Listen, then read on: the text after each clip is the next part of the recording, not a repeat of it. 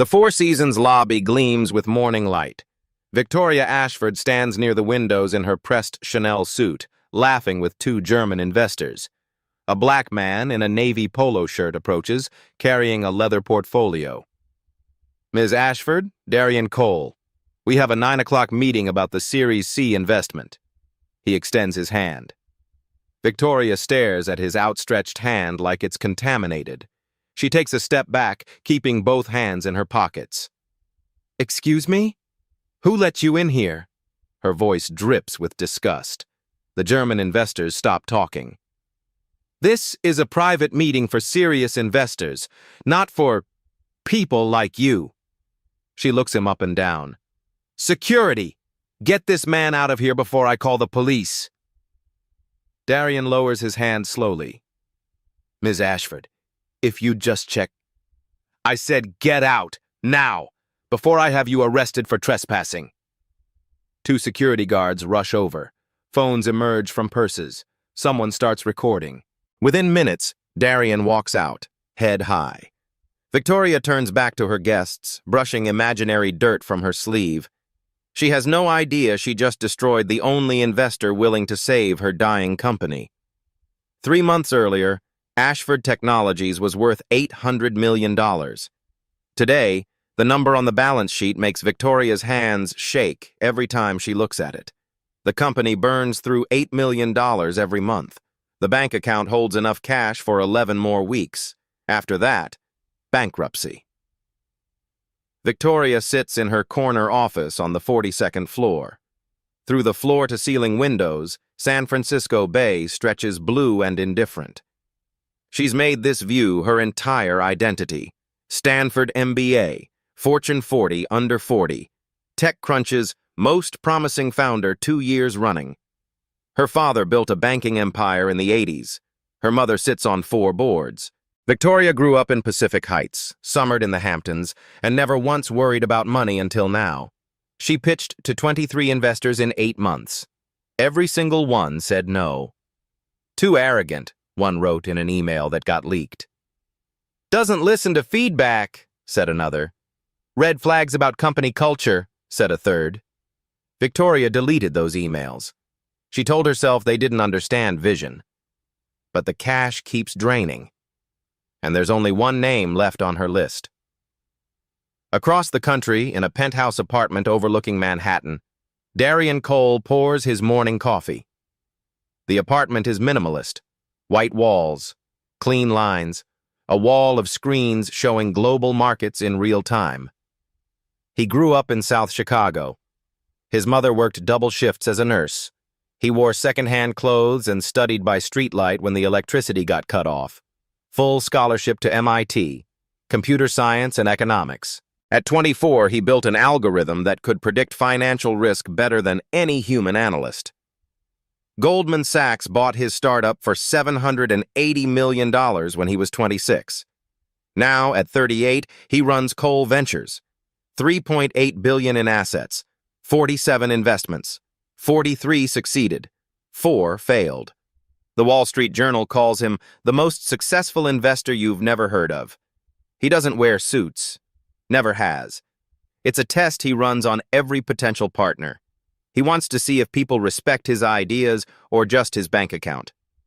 This morning, his video screen shows 3 faces: his analyst Maya, his CFO James, and his assistant Priya. Boss, I finished the Ashford Technologies deep dive. Maya's voice crackles through the speakers. The tech is solid, the financials are a disaster, and Victoria Ashford has a reputation problem. Define reputation problem. Darian sips his coffee. It's still too hot. He sets it down. Difficult to work with is the nice version. I found 3 anonymous Glassdoor reviews from former employees, all people of color, all describing microaggressions and being passed over for promotions. James leans into his camera. If you invest, we're going all in. $500 million. That's massive exposure for an unproven leader. Which is why I need to meet her in person. Darian picks up his coffee again. It's cooled to a perfect temperature. Numbers can lie. People can't. Not face to face. Priya checks her tablet. I confirmed the meeting 3 weeks ago. 9 a.m., Four Seasons lobby. Her assistant replied, quote, Ms. Ashford looks forward to meeting Mr. Cole. Did you send my photo? I sent your full bio, Forbes profile, company overview, everything. Darian nods. Good. Then she knows who she's meeting. But here's what he doesn't know. Victoria never reads her meeting briefs. She has an assistant for that. She just glances at 9 a.m. investor meeting and assumes they'll be grateful for her time. She definitely didn't Google Darian Cole. If she had, she would have found 47 articles. She would have seen his Forbes 400 ranking. She would have learned about his philosophy of casual dress. She would have read his Fortune interview where he said, I dress down on purpose. I want to see if people respect me for my ideas or judge me by my clothes. But Victoria doesn't Google. Victoria assumes. And that assumption is about to cost her everything. At 8:45, Darian leaves his apartment. The morning air is crisp. His Uber is already waiting. At 8:50, Victoria is in the Four Seasons lobby, charming two German investors who already told her no last week. She thinks they might change their minds. They won't. But she's about to meet someone who could actually save her company. If only she'd recognize him when he walked through the door. Darian's Uber pulls up to the Four Seasons at 9:05. Traffic on Market Street was worse than usual. He texts Priya, running 5 min late. Let Victoria's office know. She replies immediately, already did. You're good. He steps into the lobby. The air conditioning hits him first, that particular hotel cold that smells like expensive flowers and furniture polish. His polo shirt is navy blue, freshly pressed. His khakis have a sharp crease. His white sneakers are spotless. He's dressed exactly how he always dresses for first meetings. Comfortable, authentic, real. Across the lobby, Victoria throws her head back, laughing at something one of the German investors said. She's wearing a cream Chanel suit that probably cost $6,000. Her diamond earrings catch the light every time she moves. Her hair is pulled back so tight it looks painful. The two Germans aren't laughing with her. They're checking their watches. They have a flight to catch. Darian walks toward them. His leather portfolio is tucked under his arm. He's rehearsed this moment. Firm handshake, warm smile. Thank you for taking the time to meet. Ms. Ashford. She turns. Her eyes land on him. Her smile doesn't just fade. It transforms into something else entirely. She looks at his polo shirt, then his khakis, then his sneakers.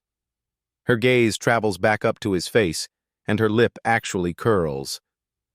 Can I help you? It's not a friendly question. It's the tone you'd use on someone who knocked on your door selling something you don't want. Darian Cole. He extends his hand, smiling.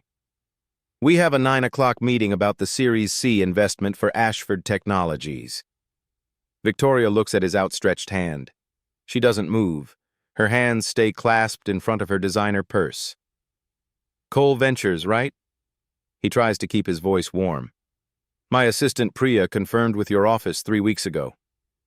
Cole Ventures. Victoria repeats the name like she's tasting something spoiled. I've never heard of it. One of the German investors, a man with silver hair and wire-rimmed glasses, clears his throat. Victoria, perhaps we should... She holds up one manicured finger. Wait. Listen. Victoria takes a step closer to Darian. Close enough that he can smell her perfume. Something floral and expensive. I don't know how you got the address for this meeting, but this is invitation only. I was invited. Darian keeps his hand extended. If there's confusion, you can call your assistant. Jenny, right? She confirmed last Tuesday. What I can see, Victoria's voice gets louder, is that you showed up to a business meeting dressed like you're going to a barbecue. The German investors exchange glances. The silver-haired man whispers to his colleague in German, Das ist unangenehm. This is uncomfortable.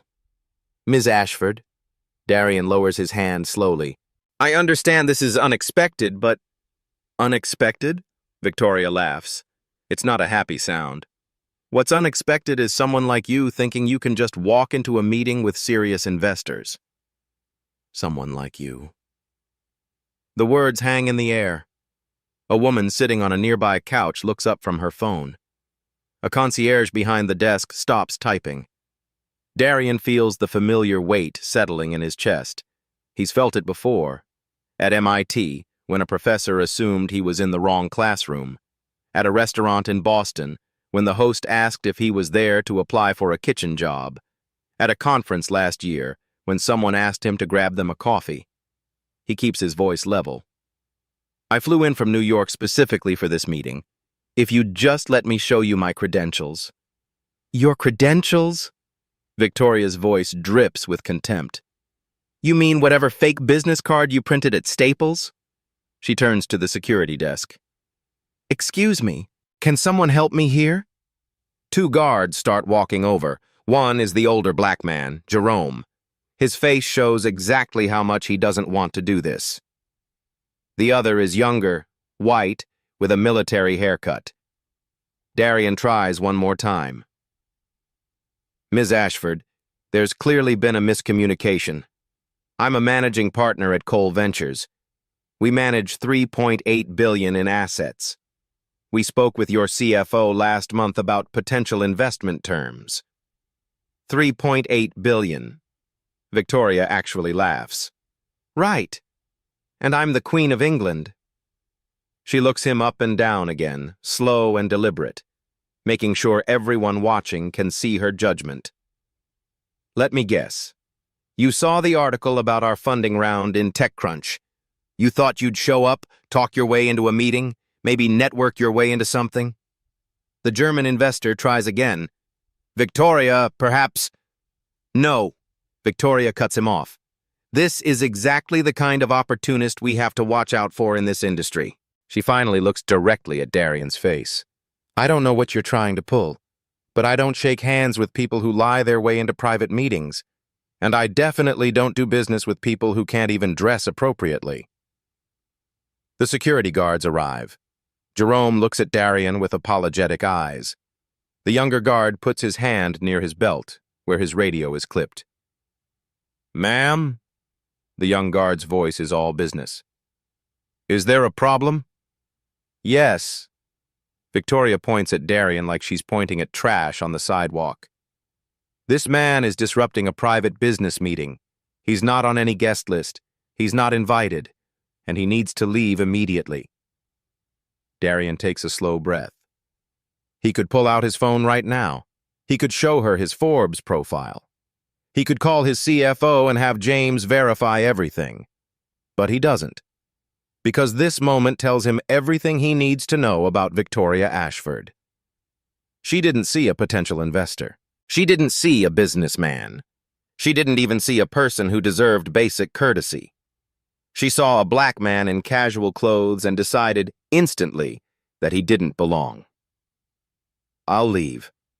Darian's voice is quiet, calm. No need for an escort. He looks at Jerome. I can find my way out.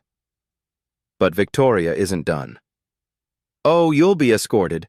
I want to make sure you actually leave the premises and don't try to sneak into other meetings. She turns to the young guard. Walk him all the way to the street. Make sure he doesn't come back. The guard nods. Yes, ma'am. Sir, if you'll come with me. The walk to the door feels like a mile. Every eye in the lobby is watching. The woman on the couch is definitely recording on her phone. The concierge has stopped pretending to work. Darian keeps his head up. His steps are measured, professional. Jerome walks beside him, not touching him, giving him space. At the door, Jerome leans in close. Sir, he whispers, I'm real sorry about this. You're doing your job. Darian gives him a small nod. I understand. Outside, the San Francisco morning is bright and cold. Darian stands on the sidewalk for a moment, letting his heart rate settle. His phone buzzes. Priya. Boss, what happened? Victoria's assistant just called saying you left? Change of plans. Cancel the LA meeting this afternoon. Book me on the next flight back to New York. But the 500 million? Priya. His voice is gentle but firm. I just got my answer. Book the flight. Inside the lobby, Victoria smooths her suit jacket and turns back to the German investors with a brilliant smile. I am so sorry about that interruption. You would not believe how many scammers try to crash these events. The silver-haired German doesn't smile back. Victoria, that seemed harsh. Harsh? Victoria waves her hand dismissively. Klaus, you have to be firm with these people. Otherwise, they think they can take advantage. The other German is already standing, picking up his briefcase. We should go. Our flight. But we haven't finished. We finished last week, Victoria. Klaus's voice is cold. We told you no. We only stopped by to be polite. They shake her hand quickly, professionally, and leave. Victoria stands alone in the lobby, watching them go. A small frown crosses her face. Then she shrugs, pulls out her phone, and texts her assistant. That investor who just left, Cole something. Make sure his information is deleted from our system. Don't want his type thinking they can waste our time again. She has no idea that his type is the only person who is actually going to save her company. And in less than 3 hours, she's going to find out exactly who Darian Cole is. 10:30 in the morning. Victoria's office on the 42nd floor. She's already forgotten about Darian Cole. Her assistant Jenny knocks and enters, holding a tablet. Her face looks pale. Ms. Ashford, I need to ask you something. Victoria doesn't look up from her laptop. Make it quick. I have a call with the board in 20 minutes. The man at the Four Seasons this morning, the one security escorted out. What about him? You told me to delete his information from our system, but I wanted to confirm first. That was Darian Cole, right? From Cole Ventures? Victoria's fingers stop typing. So? Ms. Ashford. Jenny's voice shakes slightly. Did you Google him? Something cold forms in Victoria's stomach. Why would I need to Google some random guy trying to crash my meeting? Jenny sets the tablet on Victoria's desk. The screen shows a Forbes article. The headline reads, Darian Cole, the billionaire investor you've never heard of. Victoria stares at the photo. Same face, same calm expression, same person she had thrown out of the hotel an hour ago. Her eyes scan the article. The words blur together at first, then snap into sharp focus. Net worth, $3.8 billion. Cole Ventures, $3.8 billion in assets under management. Forbes, 400 ranking, number 184. Track record, 47 investments, 43 successful exits.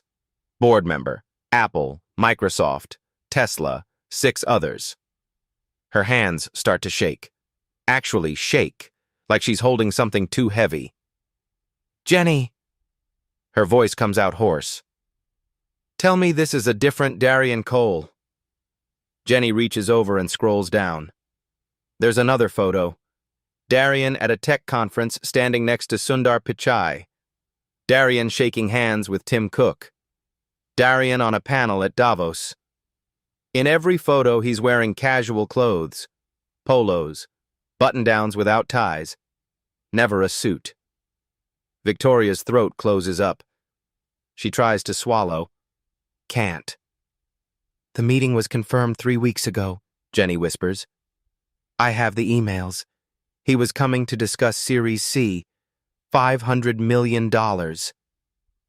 500 million. The number echoes in Victoria's head like a bell. Without that money, the company dies in 11 weeks. Sounds. Oh my God. Victoria stands up so fast her chair rolls backward and hits the window. Oh my God! Oh my God! She grabs her phone, finds Darian's number in the deleted contacts folder. Her fingers are sweating so much she has to wipe them on her skirt before she can dial. The phone rings. Once, twice, 3 times. Voicemail.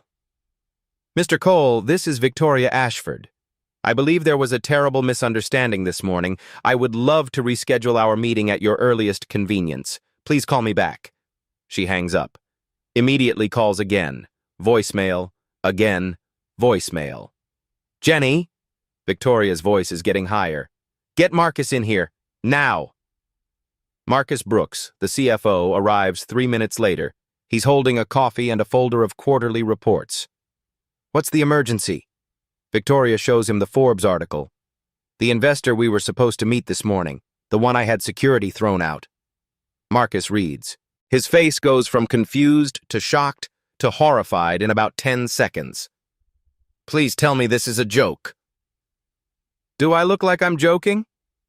Marcus sets down his coffee. Some of it sloshes over the rim onto the quarterly reports. He doesn't seem to notice. Victoria, please tell me you didn't actually have Darian Cole removed from the hotel. I didn't know who he was. He showed up dressed like a college student. He's famous for that, Marcus's voice rises.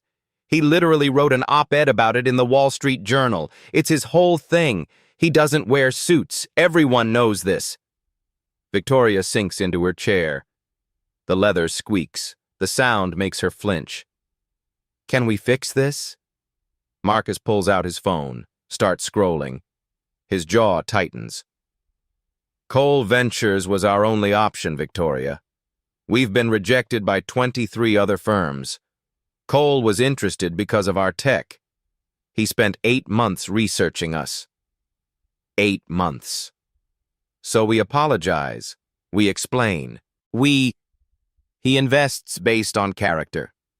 Marcus looks up from his phone. He said it in every interview. He doesn't care about pitch decks. He cares about leadership, about how people treat others. The words land like stones. Victoria tries Darian's number again. Voicemail. She doesn't leave a message this time. She opens her laptop.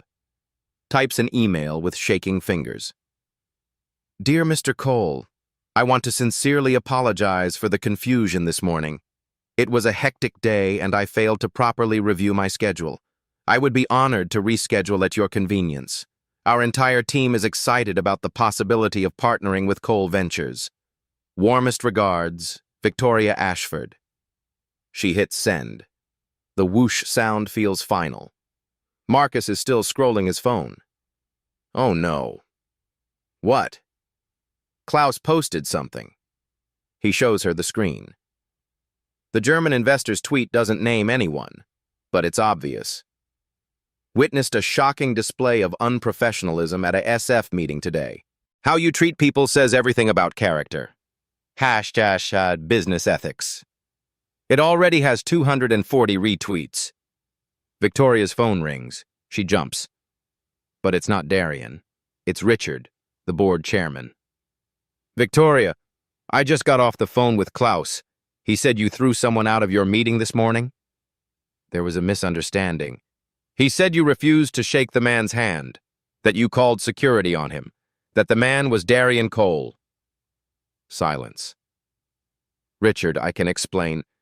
Do you understand what you've done? His voice is cold. Ice cold.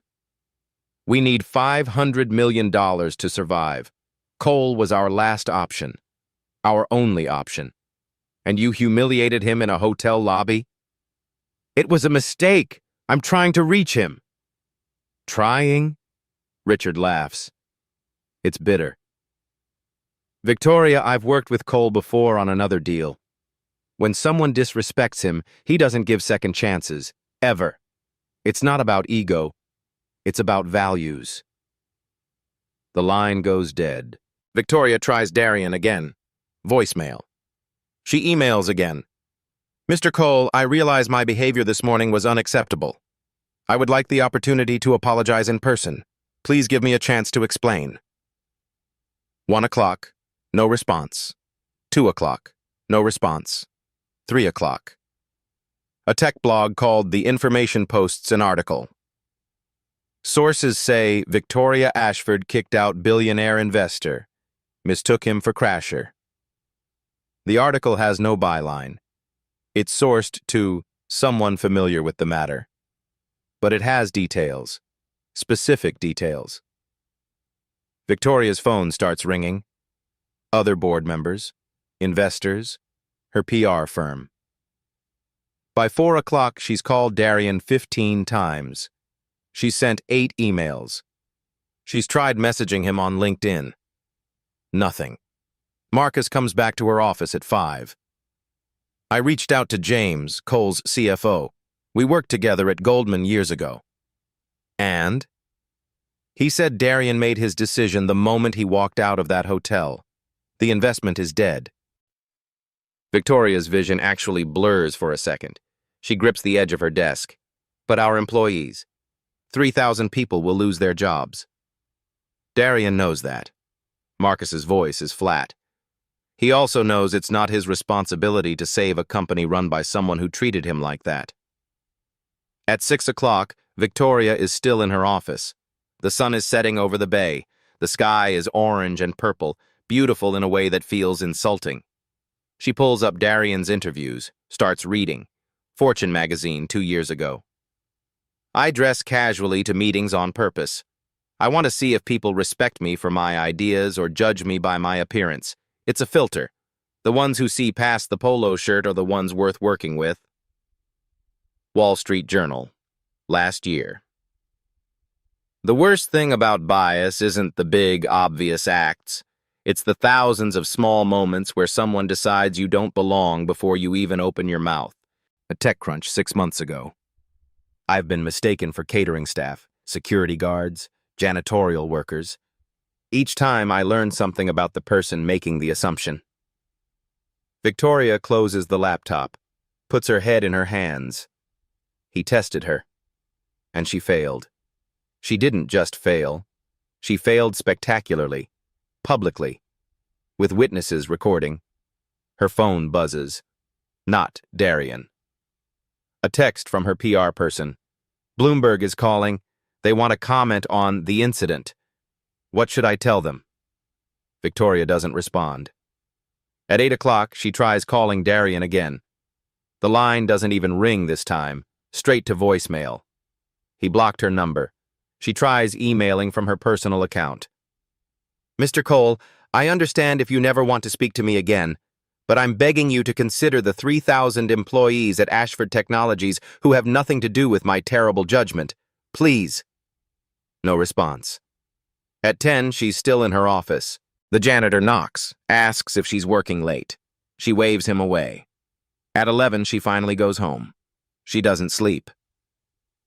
At 2 in the morning, she's on her laptop, reading everything she can find about Darian Cole. His background.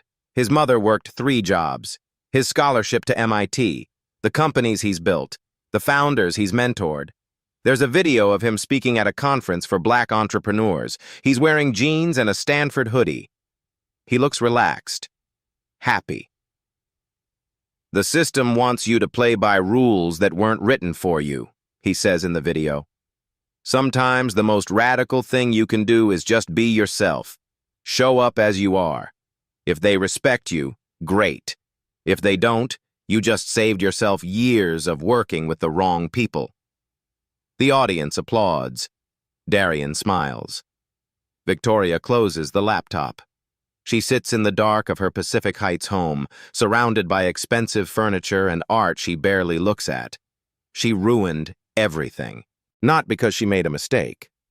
Because she revealed exactly who she is. And Darian Cole saw it clearly. Day 2. 7 in the morning. Victoria stands in the lobby of Cole Ventures headquarters in Manhattan. She's wearing yesterday's cream Chanel suit. It's wrinkled. There's a coffee stain on the sleeve she couldn't get out in the airplane bathroom. The red eye from San Francisco was 6 hours of staring at the seat in front of her. No sleep, just the flight tracker counting down miles. Cole Ventures is 40 stories of glass and steel. The lobby has white marble floors that echo every footstep. Modern art hangs on pristine walls. The receptionist desk looks like it cost more than most cars. Victoria approaches. The receptionist is young, professional, with a name tag that reads Lisa. "Good morning. I need to see Darian Cole." Lisa's fingers pause over her keyboard. "Do you have an appointment?" "No, but it's urgent. I'm Victoria Ashford." "I'm sorry, Ms. Ashford. Mr. Cole only sees people by appointment.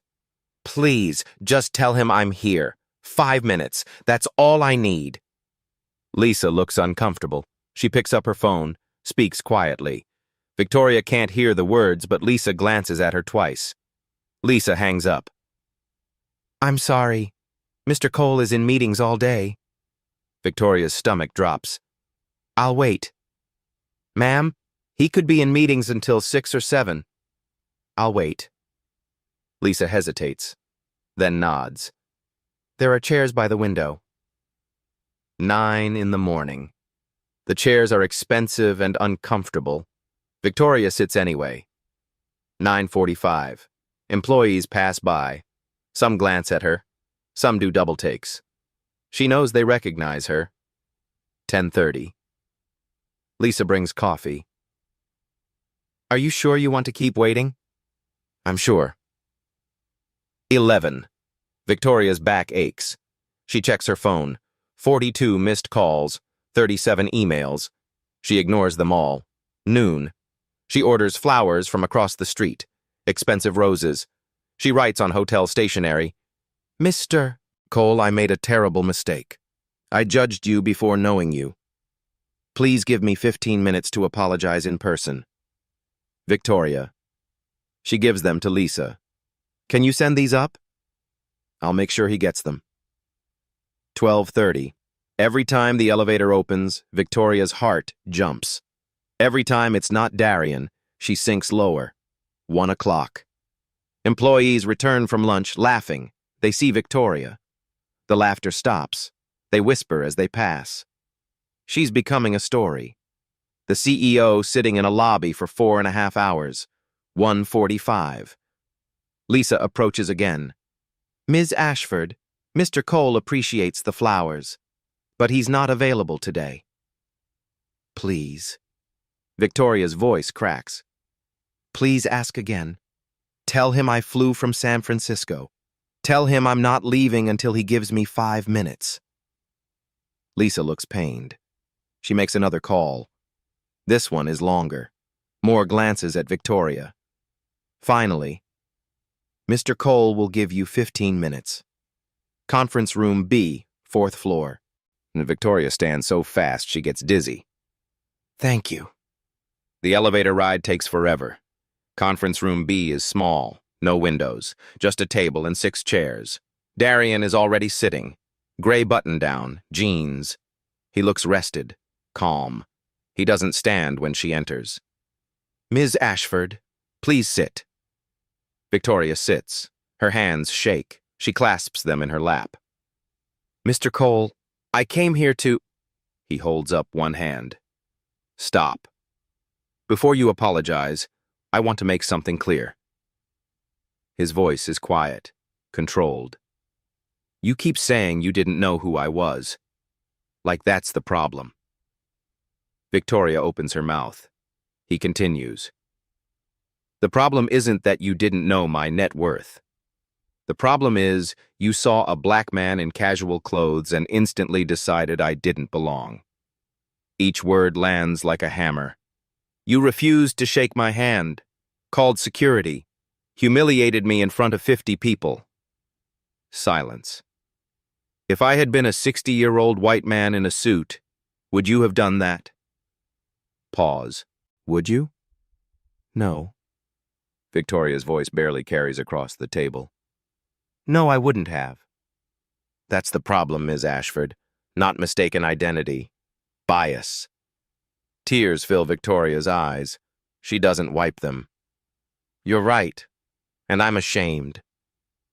Darian leans back. "You sat in my lobby for 3.5 hours. Yes. Yesterday you had me removed in 3 minutes. Victoria flinches. "I know." Interesting how perspectives change when you need something. The silence stretches. Victoria hears her own heartbeat. "I came to ask for a second chance," she finally says. "For my company. For 3,000 employees who lose jobs without funding. And if I say no, then I deserve that. But they don't." Darian studies her. 10 seconds. 20. 30. "I'll invest. On conditions." Victoria's breath catches. "Anything." "Don't agree until you hear them." He slides a paper across the table. Victoria reads. Her hands shake harder with every line. Public apology admitting racial profiling. Independent cultural audit. Board must be 40% diverse within 12 months. $5 million donation from her personal funds. 6 months intensive bias coaching. Quarterly progress reports. "You agree to all of this, or I walk," Darian says. "And this time, I don't come back." Victoria looks at the list, looks at him, back at the list. Her entire reputation, her pride, her position. Everything she's built her identity on. Gone. But 3,000 jobs were saved. "I agree. 48 hours to schedule the press conference. My lawyers draft the formal agreement. If the audit finds systemic discrimination, I pull out immediately, and I make the reason public." Victoria nods. She can barely breathe. "One more thing." Darian stands, meeting over. "This isn't punishment. It's about change. Real change. If you can't commit to that, tell me now." "I commit." Victoria stands. Her legs feel weak. "Thank you." Darian doesn't shake her hand. Not yet. "Don't thank me. Thank the 3,000 employees. They're the only reason I'm doing this." He opens the door. "Lisa will show you out." Victoria walks to the elevator. Her reflection in the steel doors shows someone 10 years older than yesterday. But she can breathe again. 48 hours to do the hardest thing she's ever done. Tell the truth. Day 3. Ashford Technologies headquarters. The press conference room is packed with journalists, cameras, and lights that make the air feel 10 degrees hotter. Victoria stands at the podium. No makeup artist fixed her face this morning. No PR team polished her statement. This is raw, real. Her hands grip the edges of the podium. The wood is cool under her palms. She can feel sweat forming at her hairline. 40 cameras point at her. She sees her reflection in one of the lenses. She looks small. 3 days ago, her voice shakes, I committed an act of racial profiling.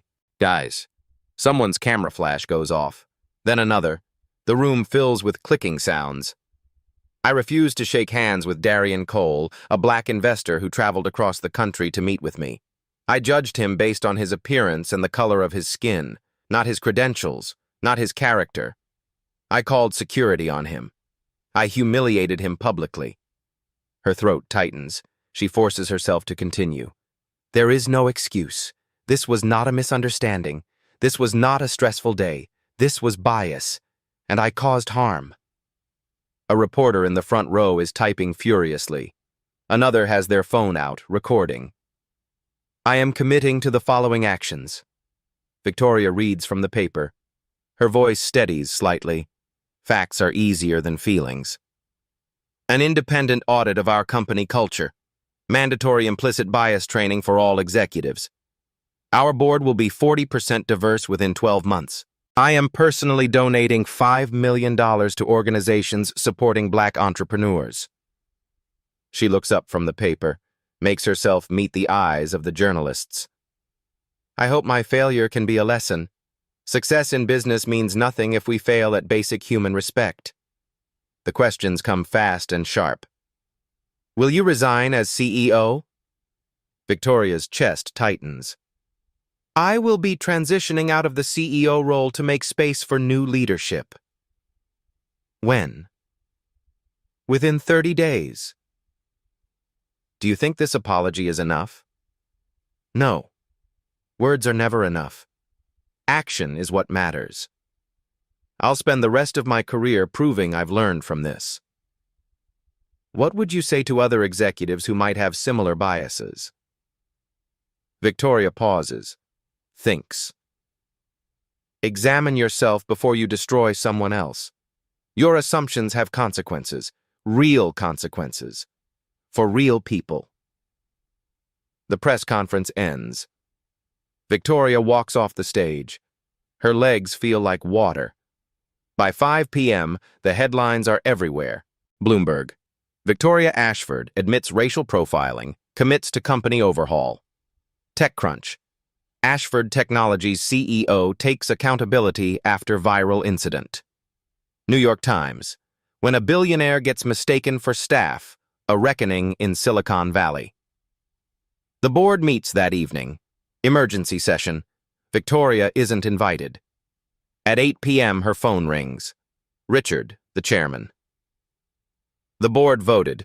You're removed as CEO effective immediately. You'll stay on the board in a non-executive capacity for 6 months. After that, we'll reassess. Victoria sits in her empty office. Who's the new CEO? Dr. Marcus Brooks. He's been COO for 3 years. The board feels he has the leadership skills and vision we need. Marcus. Asian American. Brilliant. Someone she passed over twice for the CEO role because he was too quiet in board meetings. He'll be good, Victoria says quietly. He better be. You put us in an impossible position. The line goes dead. The next morning, Darian releases a statement through his spokesperson. I appreciate Ms. Ashford's public acknowledgement. Real change requires more than words. We'll be watching closely to ensure these commitments are honored. This is bigger than one incident. It's about creating lasting systemic change. Cole Ventures officially announces the $500 million investment. The merger is approved. The company is saved. Within a week, Victoria's world transforms. The speaking invitations stop. Conference organizers send polite emails canceling her panels. 3 other boards she sits on quietly ask her to resign. Her LinkedIn profile gets updated. Former CEO, Ashford Technologies. The word former feels like a scar. She tries to join 2 other boards. Both reject her. No explanations given. None needed. Silicon Valley circles buzz with the story. At a fundraiser in Palo Alto, Victoria walks into a room and conversation stops. People suddenly remember they need to be somewhere else. She leaves early, drives home through streets she's driven 1,000 times. Everything looks the same. But she's different now. Not redeemed, not forgiven, just different. The woman who had everything and lost it because she couldn't see past her own assumptions. The consequences are just beginning. 6 months later. Ashford Technologies looks different from the inside. The executive floor has new faces. The conference room where Victoria used to hold court now hosts employee resource group meetings. The Diversity Council meets every Tuesday. Their recommendations go straight to the board. Dr. Marcus Brooks stands at the front of the all-hands meeting. The auditorium is packed. Employees sit shoulder to shoulder, notebooks open, phones recording. Our independent audit is complete, Marcus says. His voice is steady, clear. The results are difficult, but necessary. He clicks to the first slide. The numbers fill the screen. 89% of executive positions are held by white employees. Black employees were promoted at 40% lower rates than white colleagues with identical qualifications. 23 HR complaints about microaggressions filed over 3 years. 21 dismissed without investigation. The room is silent. Someone coughs. Someone else shifts in their chair. This is what we were, Marcus continues. Now let me show you what we're becoming. Next slide. New numbers. Diverse candidate interviews up 67%. Promotion disparity gap narrowed to 18%. 0 HR complaints dismissed. 87% of employees say culture has significantly improved. Applause breaks out. It starts slow, then builds. In the back of the room, Victoria watches. She's no longer CEO, just a board member now, non-executive. She attends these meetings but doesn't speak. She watches Marcus lead. Watches employees who used to avoid eye contact with her now raise their hands eagerly to ask questions. This is what good leadership looks like. Netflix releases the documentary in month 2. Mistaken Identity, Race and Power in Silicon Valley.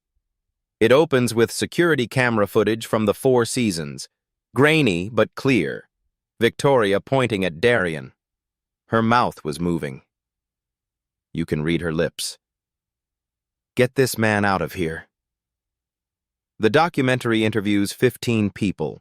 Former Ashford employees speak with their faces in shadow, voices disguised.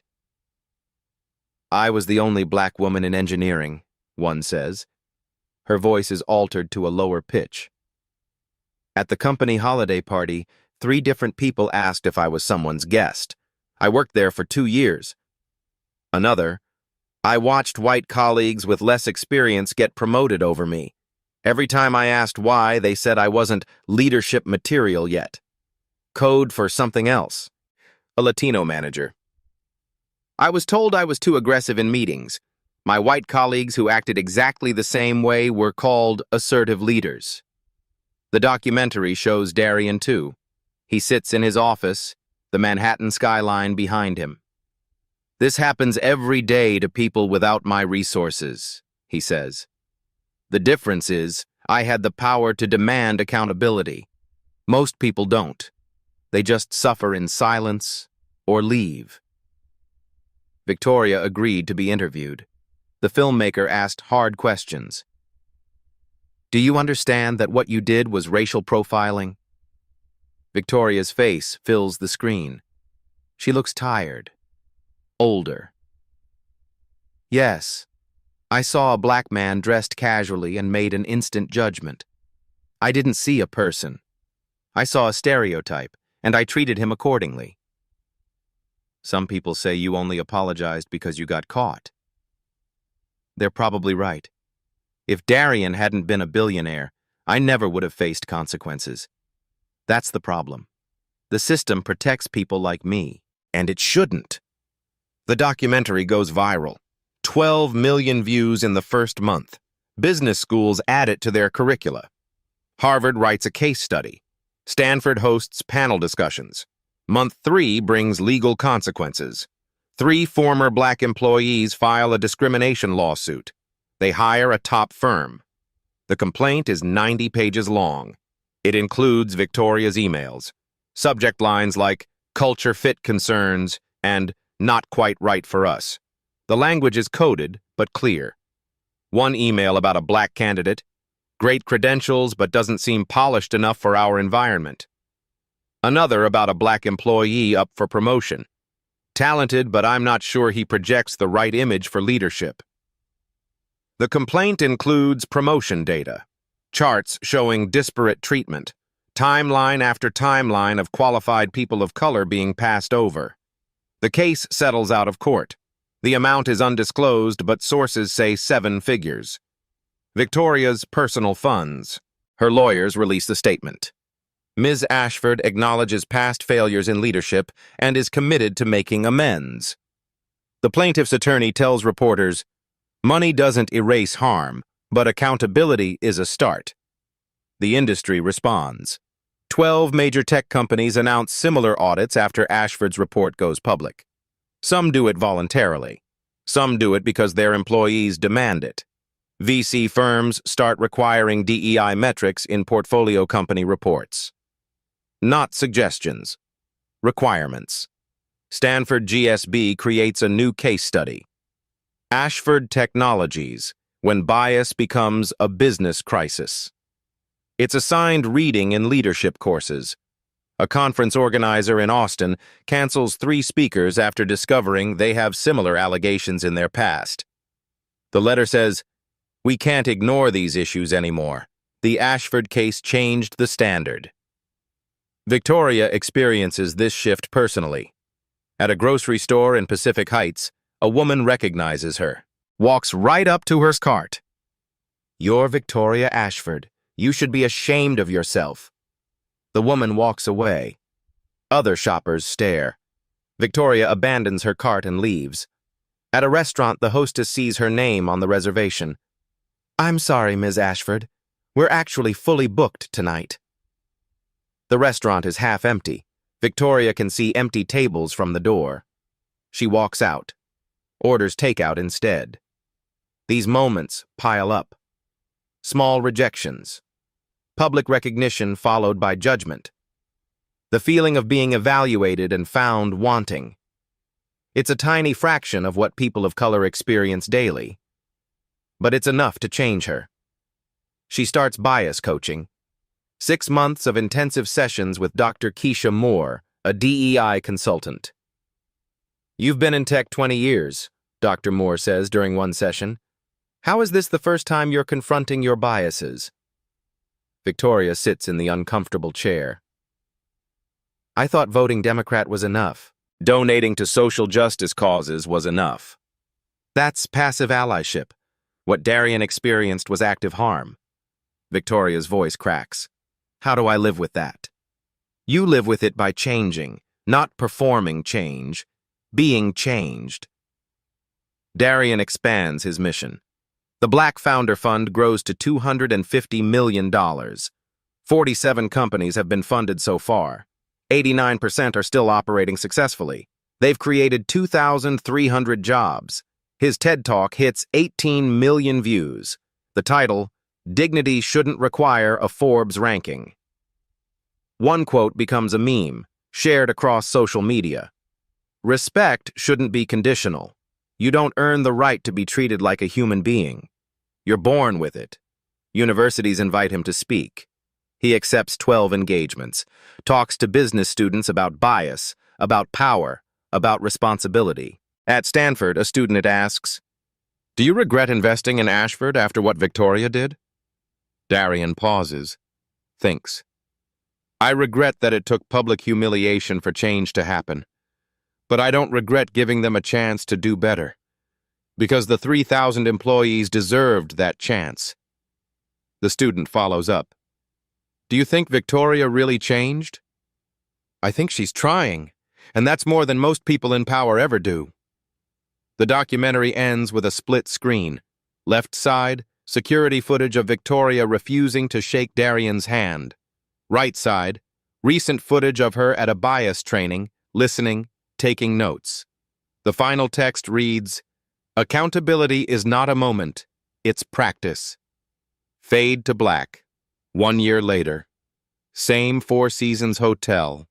Same lobby with crystal chandeliers throwing rainbow patterns across marble floors. But everything else is different. Ashford Technologies is hosting its annual investor summit. The room is packed. 200 people in business attire, casual clothes, everything in between. Darian Cole walks through the entrance at 9 a.m. He's wearing a charcoal polo and pressed khakis. His portfolio is tucked under his arm. Victoria is waiting at the door, not sitting with investors, not schmoozing, waiting specifically for him. "Mr. Cole," she extends her hand. "Thank you for being here." He shakes it, firm, professional. "Thank you for the invitation, Victoria." First names. Earned over 12 months of quarterly check-ins, audit reviews, and honest conversations. Not given freely. Earned. They walk into the main conference room together. The energy is different from last year. More diverse faces, more laughter, more ease. Dr. Marcus Brooks takes the stage, the new CEO. He's been leading for 11 months now. "Welcome, everyone. This year has been transformational for Ashford Technologies." He clicks to the first slide. Revenue up 127%. The merger was successful. The company is thriving. Next slide.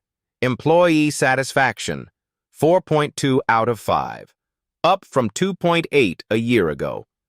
But numbers only tell part of the story. Marcus gestures to the audience.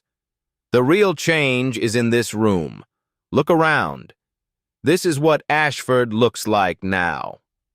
The executive team stands. 10 people. 4 are people of color. 5 are women. 1 uses a wheelchair. This is intentional, strategic, real. Later, there's a panel discussion. Darian and Victoria both sit on stage. A moderator from Bloomberg asks questions. Mr. Cole, a year ago you were kicked out of this hotel. Now you're on stage with the person who did it. How is that possible? Darian leans forward. Because Victoria did something rare. She took real accountability. Not a press release. Real, painful, sustained work. He looks at Victoria. That doesn't erase what happened, but it creates something new. The moderator turns. Victoria, what would you say to the person you were a year ago? Victoria is quiet for a moment. When she speaks, her voice is steady but emotional. I would say, your privilege blinded you. You harmed someone because you couldn't see past your assumptions. It took losing everything to finally see. She turns to Darian. I'm grateful you gave me and this company a second chance. But no one should need to be a billionaire to be treated with dignity. Applause fills the room.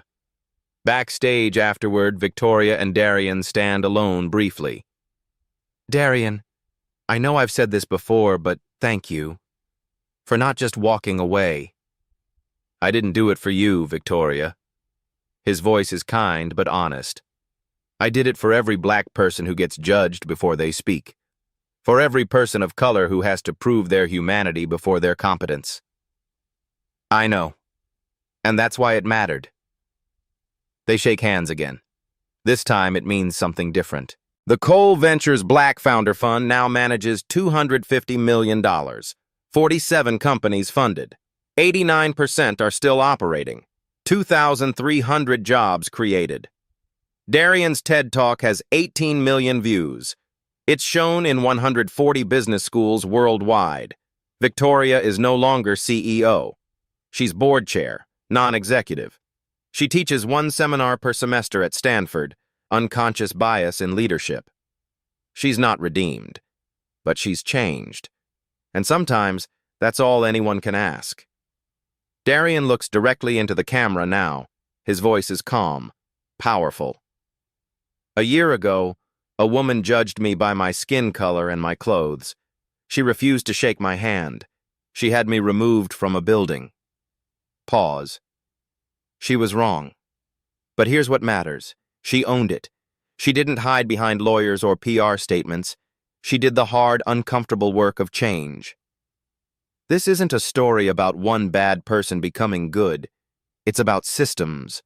The systems in our heads, in our companies, in our society that tell us who matters and who doesn't. Those systems don't change with one apology.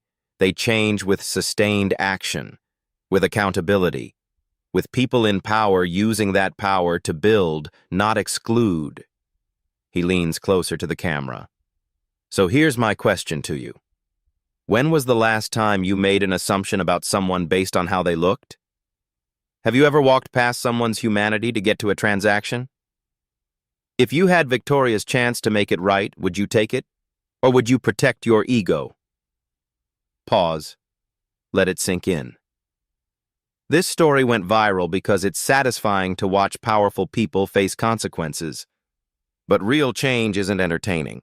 It's uncomfortable. It's daily. It's forever. Examine your own biases. Support diverse-owned businesses. Demand DEI accountability from your workplace.